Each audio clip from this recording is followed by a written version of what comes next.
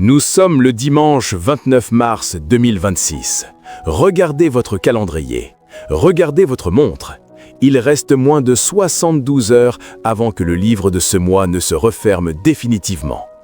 Pour beaucoup d'entre vous, le découragement s'est installé. Vous vous dites, si Dieu n'a rien fait en 28 jours, pourquoi le ferait-il en 3 jours? Écoutez-moi bien. L'ennemi veut vous convaincre que c'est fini pour que vous cessiez de prier à un maître de la mine d'or. Mais aujourd'hui, je viens vous enseigner la loi de la 11e heure. Je viens vous dire pourquoi le Dieu que nous servons garde souvent ses plus grands miracles pour les dernières minutes du match. Si vous sentez que vos forces vous abandonnent, ce message est votre oxygène.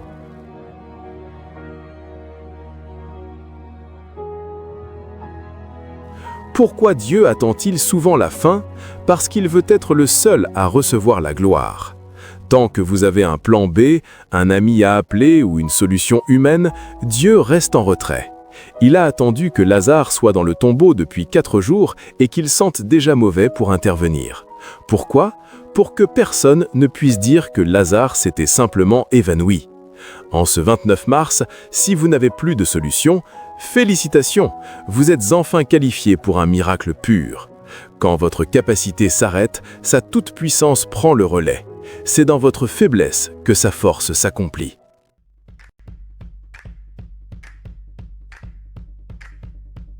Le deuxième secret, c'est que Dieu ne travaille pas avec le temps des hommes. La Bible dit qu'un jour pour lui est comme 1000 ans. Cela signifie qu'en une seule heure de ce lundi ou de ce mardi, Dieu peut compresser 12 mois de bénédiction. Il peut faire en sorte qu'un coup de fil passé le 31 mars à 16 h change votre vie pour les 10 prochaines années.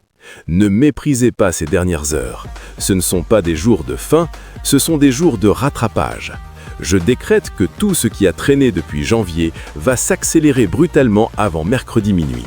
C'est la loi de la 11e heure. Le dernier arrivé reçoit la même récompense que le premier.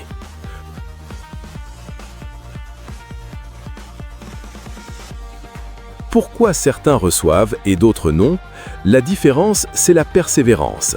Dans la parabole des ouvriers, ceux de la 11e heure ont été embauchés parce qu'ils étaient là, présents, prêts à travailler jusqu'au bout. Si vous quittez votre poste de prière aujourd'hui, sous prétexte que le mois est fini, vous ratez l'ange qui arrive avec votre colis. Le 29 mars est le test final. C'est le jour où l'on sépare les spectateurs des conquérants. Ne regardez pas les circonstances, regardez la promesse.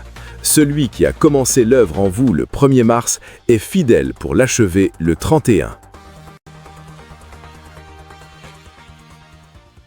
Élevez vos mains là où vous êtes. Je sens une onction de transfert dans cette atmosphère. Père, je prie pour chaque personne dont le dossier est encore sur le bureau d'un décideur. Je commande une insomnie divine à ceux qui doivent signer ces documents. Je décrète que les finances bloquées sont libérées par le feu. Au nom de Jésus, je brise le plafond de verre de ce mois de mars.